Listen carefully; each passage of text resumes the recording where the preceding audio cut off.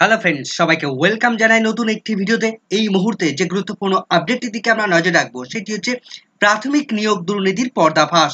2014 সালের প্রাথমিক ট্রেড থেকে 2017 সালে যে রিক্রুটমেন্ট প্রসেসটা করেছিল প্রাথমিক শিক্ষা পর্ষদ, সেখানে কিভাবে নিয়োগ দুর্নীতি করা হয়েছিল তার নমুনা দেখবো আমরা এই ভিডিওর মধ্যে। নিয়োগ দুর্নীতি করে চাকরি পেয়েছে, তারপরেও সেই সমস্ত ক্যান্ডিডেটরা চাকরি রক্ষার জন্য হাইকোর্টে মামলা, সেই মামলায় তাৎপর্যপূর্ণ অর্ডার প্রদান করেছেন মাননীয় বিচারপতিরা। সেই অর্ডার কপির বিস্তারিত ব্যাখ্যা দেখবো আমরা। কি কি নির্দেশ দিয়েছে বিভিন্ন বেঞ্চ, বিভিন্নভাবে কি কি অর্ডার দিয়েছেন সেগুলো আমরা বিস্তারিত দেখবো, এবং কিভাবে নিয়োগ দুর্নীতি করা হয়েছে তার বিস্তারিত আপডেট থাকবে এই ভিডিওর মধ্যে। কোনো রকম স্কিপ না করে শেষ পর্যন্ত দেখতে থাকুন। ভিডিওটি ভালো লাগলে অবশ্যই একটু লাইক এবং কমেন্ট করে যাবেন। চ্যানেলটি তো নতুন হলে অবশ্যই সাবস্ক্রাইব করে রাখার অনুরোধ রইল। পাশে থাকা বেল আইকনটি অবশ্যই অন করে রাখবেন পরবর্তী এই ধরনের আপডেট সঙ্গে সঙ্গে পাওয়ার জন্য। তো চলুন বন্ধুরা, ভিডিওটি শুরু করা যাক। 2014 সালের প্রাথমিক টেট থেকে 2017 সালে যে রিক্রুটমেন্ট প্রসেসটা কন্ডাক্ট করেছিল প্রাথমিক শিক্ষা পর্ষদ, সেই রিক্রুটমেন্ট প্রসেস মোটামুটি 2017 সালের ফেব্রুয়ারির মাঝামাঝি গিয়ে মোটামুটি কমপ্লিট করে ফেলে প্রাথমিক শিক্ষা পর্ষদ। তো ফেব্রুয়ারির মাঝামাঝি সময় গিয়ে তারা যে 3টি প্যানেল প্রকাশ করেছিল, সেই 3টি প্যানেল মোটামুটি ভাবে তারা স্বচ্ছভাবে রিক্রুটমেন্ট প্রসেস কন্ডাক্ট করতে পেরেছিল। কিন্তু বিভিন্ন সময় যে অভিযোগগুলো এসছে, মামলাগুলো কলকাতা হাইকোর্টে বিভিন্ন সময় বিভিন্ন বেঞ্চে চলেছে, সেই মামলাগুলো পরবর্তী রিক্রুটমেন্টের ক্ষেত্রে বিভিন্ন সময় প্রাথমিক শিক্ষা পর্ষদ তারা নিয়োগে দুর্নীতি করেছে। ঠিক তেমনই একটা অর্ডার এখানে আমরা দেখব, তেমনই একটা নজিরবিহীন পর্দায় এই মুহূর্তে এই ভিডিওতে ফাঁস করবো আমরা। যদিও বিভিন্ন ক্ষেত্রে বিভিন্ন এই সমস্ত রিক্রুটমেন্ট প্রসেসটার উপর বিভিন্ন সময় বিভিন্ন অভিযোগ উঠে এসছে। তো সরাসরি আমরা অর্ডার কপির মধ্যে চলে যাবো, মাননীয় বিচারপতিরা কি কি অর্ডার দিয়েছেন সরাসরি আমরা দেখে নেব। তো তার আগে বলে রাখি, এই মামলার যিনি পিটিশনার বা যারা পিটিশনার তারা অবৈধভাবে চাকরি পেয়েছে, তারা টেট পাস করতে পারেনি, তা সত্ত্বেও তাদেরকে অ্যাপয়েন্টমেন্ট দেওয়া হয়েছে। এমনকি নিয়োগের জন্য যে সমস্ত প্রসেসিংটা থাকে, অর্থাৎ documents verification, interview letter, interview call letter বা টেট পাসের ডকুমেন্টস, এই সমস্ত কোনো ডকুমেন্টস এই ক্যান্ডিডেট বা ক্যান্ডিডেটরা তারা কোনো কিছু প্রডিউস করতে পারেনি। তার ফলে প্রাথমিক শিক্ষা পর্ষদ তারা এই সমস্ত ক্যান্ডিডেটকে চাকরি বাতিলের সিদ্ধান্ত নিয়েছিল। এবার সেই সমস্ত ক্যান্ডিডেট তারা কিন্তু কলকাতা হাইকোর্টে মামলা করে, এবং সেই মামলার পরিপ্রেক্ষিতে মাননীয় বিচারপতি তিনি কি গুরুত্বপূর্ণ অর্ডার দিয়েছেন সেটা আমরা দেখব। তো সরাসরি আমরা অর্ডার কপির মধ্যে বিস্তারিত চলে এসেছি, বিস্তারিতটা দেখে নেব কি কি নির্দেশ দিয়েছেন। তো প্রথমে যেটা বলা হয়েছে, দ্য পিটিশনার সাবমিট দ্যাট, পিটিশনারদের পক্ষ থেকে তিনি সাবমিট করছেন he has issued an appointment letter, অর্থাৎ তিনি চাকরি পেয়েছেন, চাকরি পাওয়ার জন্য অ্যাপয়েন্টমেন্ট লেটার তাকে ইস্যু করা হয়েছিল। After verification of all documents, সমস্ত ডকুমেন্টস তার ভেরিফিকেশন করার পর তাকে অ্যাপয়েন্টমেন্ট লেটার দেওয়া হয়েছিল। And he joined the post of a teacher in a primary school, তিনি একটি প্রাইমারি স্কুলে অ্যাসিস্ট্যান্ট টিচার পদে চাকরিতে যোগদান করেছিলেন।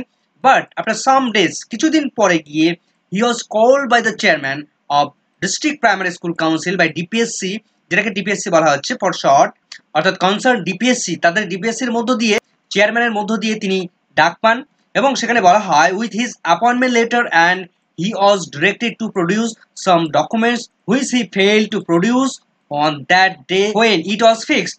তো যে ক্যান্ডিডেট চাকরি পেয়েছেন তিনি ডিপিএসসি উত্তর দিনাজপুর জেলার চাকরিরত অবস্থায় ছিলেন। তো উত্তর দিনাজপুর জেলার ডিপিএসসি চেয়ারম্যান তিনি তাকে ডাক করিয়েছিলেন, এবং তার অ্যাপয়েন্টমেন্ট লেটার সমস্ত অল ডকুমেন্টস সাবমিট করার নির্দেশ তিনি দিয়েছিলেন, সমস্ত ডকুমেন্টস নিয়ে ডিপিএসসিতে তিনি শো করার নির্দেশ দিয়েছিলেন। কিন্তু এই ক্যান্ডিডেট এই ডিপিএসসির নির্ধারিত যে সমস্ত ডকুমেন্টসগুলো ছিল সেই ডকুমেন্টসগুলো তিনি প্রডিউস করতে পারেননি। তো ডিপিএসসিতে কোন কোন ডকুমেন্টস তাকে নিয়ে যাওয়ার কথা বলা হয়েছিল, নির্দেশ দেওয়া হয়েছিল, প্রথমত টেট 2014 তিনি যে কোয়ালিফাই করেছেন তার কোনো একটা প্রুফ তাকে নিয়ে যাওয়ার নির্দেশ দেওয়া হয়েছিল। দ্বিতীয়ত 26 এবং 29 সেপ্টেম্বর 2016 সালে যে রিক্রুটমেন্ট প্রসেসের নোটিফিকেশন দিয়েছিল প্রাথমিক শিক্ষা পর্ষদ, সেই রিক্রুটমেন্ট প্রসেসে এই ক্যান্ডিডেট তিনি যে অ্যাপ্লাই করেছিলেন, অনলাইনে যে অ্যাপ্লিকেশন প্রসেসটা চলছিল সেই অ্যাপ্লিকেশন ফর্মটা তাকে নির্দেশ দেওয়া হয়েছিল নিয়ে যাওয়ার জন্য। তৃতীয়ত তাকে কল লেটার নিয়ে যাওয়ার কথা বলা হয়েছিল, কল লেটার অর্থাৎ স্ক্রুটিনি বা ভেরিফিকেশন অ্যান্ড ইন্টারভিউ এবং অ্যাপটিটিউড টেস্ট, এই সমস্ত ক্ষেত্রে তার যে কল লেটার সেই কল লেটার তাকে নিয়ে যাওয়ার নির্দেশ দেওয়া হয়েছিল। চতুর্থত তিনি যে এমপ্যানেল হয়েছিলেন তার রিলেটেড ডকুমেন্টস তাকে নিয়ে যাওয়ার নির্দেশ দেওয়া হয়েছিল। পঞ্চমত কাউন্সিলিং প্রক্রিয়ায় তিনি যে অংশগ্রহণ করেছিলেন তার কল লেটার তাকে নিয়ে যাওয়ার নির্দেশ দেওয়া হয়েছিল। এই মর্মে 5 সেপ্টেম্বর 2019 তারিখে এসে প্রাথমিক শিক্ষা পর্ষদ একটা নোটিফিকেশন জারি করে এই ক্যান্ডিডেটকে ডকুমেন্টসগুলো ভেরিফিকেশন করার জন্য। He did not turn up on the next opportunity which was granted as it appears from the report by the DPSC, অর্থাৎ এই ক্যান্ডিডেটকে আবার একটা অপরচুনিটি দেওয়া হয়েছিল, আবার একটা সুযোগ দেওয়া হয়েছিল যে এই ডিপিএসসিতে গিয়ে তিনি যদি সমস্ত রিপোর্টটা ঠিকঠাকভাবে সাবমিট করতে পারতেন, সমস্ত ডকুমেন্টসগুলো তাকে তিনি সাবমিট করতে পারতেন, তাহলে তার চাকরিটা বেঁচে থাকতো। The report has been affirmed on 23 September 2019, যে রিপোর্টটা তৈরি করা হয়েছিল 2019 সালে এসে 23শে সেপ্টেম্বর। From annexure A of the said report, সেই রিপোর্টে তার অ্যানেক্সার এতে সেখানে যেটা বলা হচ্ছে, the exercise undertaken by the West Bengal Board of Primary Education, যেটাকে শর্টে দ্য বোর্ড বলা হচ্ছে, is reflected when it wanted to know the fact as to his qualification in respect of his qualifying TET and other which the petitioner failed to produce the qualification document। অর্থাৎ এই ক্যান্ডিডেটকে আবার একটা সুযোগ দেওয়ার পরেও এই ক্যান্ডিডেট তখন তিনি সমস্ত ডকুমেন্টস দেখাতে পারেননি, তিনি যে টেট কোয়ালিফাই করেছিলেন তার কোনো প্রুফ দেখাতে পারেননি, এবং আদার যে সমস্ত ডকুমেন্টস একটু আগে আমি বললাম সেই সমস্ত ডকুমেন্টস এই পিটিশনার তিনি কিন্তু ফেল হয়েছেন, কোনো ডকুমেন্টস তিনি কিন্তু প্রডিউস করতে পারেননি বা দেখাতে পারেননি। The petitioner has also made on a statement which is the also annexed to the said report that he was unable to submit any of the 5 documents relating of TET qualification। তিনি যে TET qualify করেছে তার কোনো documents তিনি submit করতে পারেননি। TET কোয়ালিফিকেশনের জন্য যে 5টি ডকুমেন্টস তারা নির্ধারণ করে দিয়েছিল যে এই 5টি ডকুমেন্টসের মধ্যে তুমি যে কোনো একটি ডকুমেন্টস দেখাও, সেক্ষেত্রে এই ক্যান্ডিডেট কোনো রকম ভাবে একটি ডকুমেন্টসও কিন্তু প্রডিউস করতে পারেনি। Participation in recruitment process of TET mention in the letter and has given a list of the documents which he could not produce। তিনি যে টেট 2014 টেটে তিনি যে বসেছিলেন এবং তিনি যে পাস করেছিলেন এবং তারা যে লিস্টগুলো ধরিয়ে দিয়েছে, যে ডকুমেন্টসগুলোর লিস্ট তারা দেখানোর কথা বলেছে, সেই সমস্ত ডকুমেন্টসের কোনোটাই তিনি প্রডিউস করতে পারেননি। তার ফলে এই ক্যান্ডিডেটকে চাকরি থেকে বাতিল করে দেয়। এরপর এই ক্যান্ডিডেট তিনি কলকাতা হাইকোর্টে এসে মামলা করেন এবং সেই মামলার গুরুত্বপূর্ণ অর্ডার মাননীয় বিচারপতি তিনি দিচ্ছেন এবং তারপর তিনি বলছেন, in such circumstances I do not find any merit, অর্থাৎ এই মামলার যে মেরিট সেই মেরিট তিনি খুঁজে পাচ্ছেন না। In this writ application through an exception has been taken by the petitioner to the report, I hold that even if he was given an appointment later it was a sheer mistake on the part of the recruitment authorities। যদি এই candidate একটি appointment letter পেয়ে থাকেন তাহলে এই recruitment authority অর্থাৎ এই সমস্ত ডিপিএসসি বা প্রাথমিক শিক্ষা পর্ষদ তারা নিছক একটি ভুলবশত তার অ্যাপয়েন্টমেন্ট লেটার দিয়ে দিয়েছে। The appointing authority and a mistake can not given any party a right to by which he can continue his wrong appointment or other duty. Appointing authority অর্থাৎ নিয়োগকর্তার এই ধরনের ভুল বা এই ধরনের মিস্টেক কোনো ক্যান্ডিডেটকে তার অ্যাপয়েন্টমেন্ট বা তার চাকরি কন্টিনিউ করার নির্দেশ দিতে পারে না বা কন্টিনিউ করার অধিকারী হতে পারে না। The petitioner in his objection of the report in paragraph number 5 has named 12 candidates who are also appointed। পিটিশনাররা তারা যে অবজেকশনটা জানিয়েছে সেখানে তার প্যারাগ্রাফ নাম্বার 5 এ সেখানে টোটাল 12 জন ক্যান্ডিডেট 12 জন পিটিশনার তার উল্লেখ তারা করেছে। সেখানে তিনি জানিয়েছেন যে টোটাল 12 জন ক্যান্ডিডেটকে এভাবে অ্যাপয়েন্টমেন্ট দেওয়া হয়েছে। অর্থাৎ এই মামলার যিনি পিটিশনার তিনি দাবি জানিয়েছেন যে আরও এমন 12 জন ক্যান্ডিডেট রয়েছেন যাদেরকে এই একই রকম ভাবে ইল্লিগাল ভাবে চাকরি দেওয়া হয়েছে। তো সেই সরাসরি 12 জন ক্যান্ডিডেটের নাম তিনি ধরে ধরে পিটিশন কপিতে তিনি উল্লেখ করেছেন। who did not have any documents, তাদেরকেও কোনো রকম ভাবে তাদেরও কোনো রকম ডকুমেন্টস নেই। they were similarly placed with the petition, তারা একই রকম ভাবে মামলার সঙ্গে যুক্ত আছে। এরপর মাননীয় বিচারপতি তিনি কি গুরুত্বপূর্ণ অবজারভেশন করছেন, আই থিঙ্ক দ্যাট তিনি ভাবছেন যে aspect of the matter is very important for maintaining a fair recruitment process and this aspect is to be looked into। অর্থাৎ এই ধরনের একটা রিক্রুটমেন্ট প্রসেস সম্পূর্ণটাই স্বচ্ছ হওয়া দরকার ছিল, যেটা একটি ভেরি ইম্পর্টেন্ট একটি recruitment process. I am not dealing with the case of those 12 person has been named। যে 12 জন ক্যান্ডিডেটের নাম এখানে উল্লেখ করা রয়েছে সেই 12 জন ক্যান্ডিডেটের বিরুদ্ধে তিনি কোনো রকম ভাবে ডিল করতে পারছেন না। It required a through adjudication as to the appointment of those 12 person। এই 12 জন ক্যান্ডিডেট তাদেরকে যথাযথভাবে অ্যাপয়েন্টমেন্টগুলো ভেরিফাই করে রাখা দরকার। তো তখন তিনি বলছেন যে therefore I convert this matter as a public interest litigation।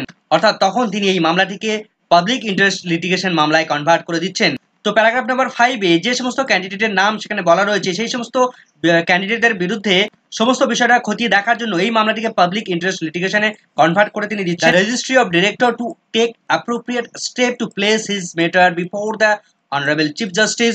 তো তিনি অনারেবল চিফ জাস্টিস অ্যাক্টিং ছিলেন সেই সময়, চিফ জাস্টিসের কাছে তিনি রিকোয়েস্ট করেছেন, as I have converted it to a public interest litigation which is taken up by a division bench, যেটাকে এই মুহূর্তে পাবলিক ইন্টারেস্ট লিটিগেশনে কনভার্ট করে ডিভিশন বেঞ্চে নিয়ে যাওয়া উচিত।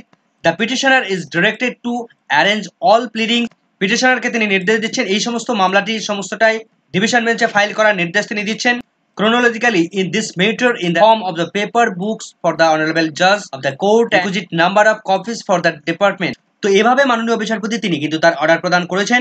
এবার আমরা দেখব এই ক্যান্ডিডেট কিভাবে তিনি চাকরি পেলেন, কিভাবে তিনি সমস্ত ইন্টিমেশন গুলো পেয়েছিলেন, কিভাবে এই ক্যান্ডিডেটের সঙ্গে প্রতারণা করা হয়েছে বা নিয়োগ দুর্নীতি করা হয়েছে তার নমুনা সেটা আমরা দেখব। এসএমএস এর মাধ্যমে কিভাবে নিয়োগ করা হয়েছিল এই ক্যান্ডিডেটকে সেটা আমরা দেখব। তো এই ক্যান্ডিডেটকে যে এসএমএসটা পাঠানো হয়েছিল দেখুন, এইচপি প্রায় টেট এরকম একটা নোটিফিকেশন তার হেডলাইন রয়েছে। তো তাকে যেটা জানা হচ্ছে, dear candidates, as your name has been withheld due to non-inadequate submission of the documents, you are requested to submit all particulars in the room number 8, 5th floor, বিকাশ ভবন, সল্টলেক, কলকাতা from কবে থেকে কবে তাকে সমস্ত ডকুমেন্টস প্রডিউস করতে বলা হচ্ছে। এই ক্যান্ডিডেটের সমস্ত ডকুমেন্টস ভেরিফিকেশনের জন্য এখনো পর্যন্ত উইথহেল্ড আছে বা পর্যাপ্ত পরিমাণে ডকুমেন্টস এখনো তাকে প্রডিউস তিনি করতে পারেননি।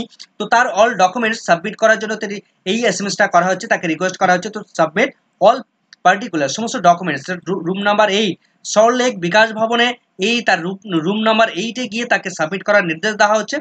কবে থেকে কবে দেখুন, 11/5/2017 থেকে শুরু করে 16/5/2017 তারিখের মধ্যে একটা লং টাইম এখানে দিয়ে দেওয়া হয়েছে। এই টাইমের মধ্যে আপনি যখন খুশি আসতে পারেন, এনি ওয়ার্কিং ডেজ, যে কোনো ওয়ার্কিং ডেজের মধ্যে গিয়ে আপনি ডকুমেন্টস জমা দিতে পারেন, ডকুমেন্টস সাবমিট করতে পারেন। তো একটা বিষয় এখানে পরিষ্কার যে কোনো একটি দালাল চক্রের মধ্যে পড়েছেন সল্টলেক বিকাশ ভবনে, সেখানে একটা নিশ্চয়ই কোনো দালাল চক্র চলছিল। রুম নাম্বার 8-এর মধ্যে এভাবে একটা ভেরিফিকেশন প্রসেস সেখানে চলছিল এবং প্রচুর ক্যান্ডিডেটকে সেখানে এভাবে কিন্তু চাকরি দেওয়া হয়েছে, সেটা কিন্তু বলার অপেক্ষা রইল না। এক্ষেত্রে একটা ইন্টারেস্টিং বিষয় দেখুন, প্রাথমিক শিক্ষা পর্ষদ মূল যে 3টি প্যানেল প্রকাশ করেছিল ফেব্রুয়ারির মাঝামাঝি সময়ে, তার প্রায় 3 মাস পরে গিয়ে কিন্তু এই ক্যান্ডিডেটকে অ্যাপয়েন্টমেন্ট বা তার সমস্ত ভেরিফিকেশনের জন্য ডাকা হচ্ছে।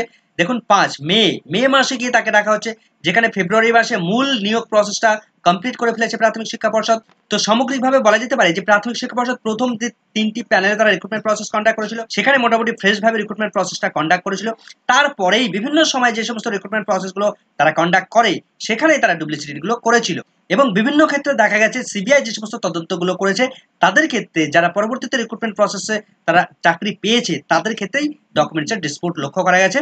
তবে যারা ফ্রেশ ভাবে চাকরি পেয়েছে তাদের চাকরি অবশ্যই সবহলে থাক, কিন্তু যারা নিয়োগ দুর্নীতি করে চাকরি পেয়েছে, যারা টাকা পয়সা দিয়ে চাকরি পেয়েছে, তাদের চাকরি অবশ্যই বরখাস্ত হওয়া উচিত বা তাদের চাকরি অবশ্যই বাতিল হওয়া উচিত। তো পরবর্তী আপডেট পেলে অবশ্যই আপনাদের সঙ্গে শেয়ার করবো। এই মুহূর্তে এই ভিডিওটি ভালো লাগলে অবশ্যই একটু লাইক, কমেন্ট এবং শেয়ার করে যাবেন বন্ধুদের মধ্যে। চ্যানেলটিতে নতুন হলে অবশ্যই একটু সাবস্ক্রাইব করে রাখার অনুরোধ রইল। পাশে থাকা বেল আইকনটি অবশ্যই অন করে রাখবেন পরবর্তী ধরনের আপডেট সঙ্গে সঙ্গে পাওয়ার জন্য। সকলকে ধন্যবাদ।